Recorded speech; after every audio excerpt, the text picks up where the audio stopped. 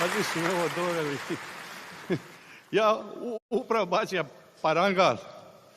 Biće dok se vratim, aj. Znate, ja ovo, evo, nagovorili su me, evo, sad ja ne mogu ostro govoriti ovdje.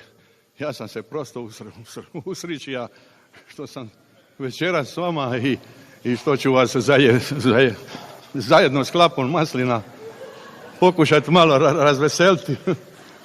Ja bi vas sve pojedinačno pozdravio.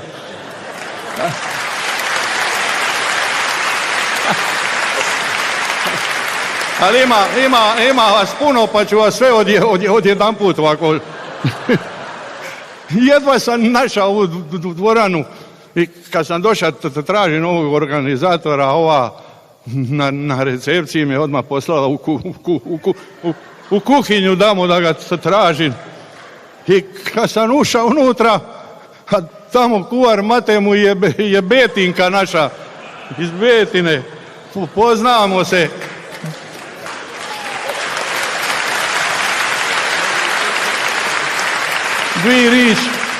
Nismo dvije riči progovorili, poslao me odmah upitati gore u tajnice. Tražio sam ovoga direktora ove dvorane i sad uđem tamo, sidi ženska zgodna, ima ovako velike sive rećine na ušima. Vidim, uvukla u mašinu, tamo u duplikatu nešto u mašinu, pa kuca, prikrtla ovu priko noge, vidio se popisuje nešto. I kaže ja da idem kod direktora, ona veli da su sad tamo neki 50-godišnjaci kod njega.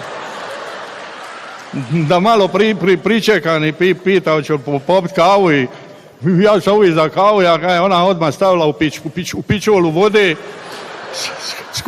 skuvala mi kavu, zapale, ali grebatorca teška, popušla mi je kutiju cigareta dok sam čekao.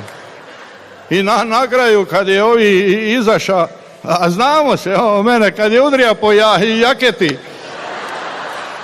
sve me zabolilo, kaže, ti si Mate, stari prijatelju moj. To je to.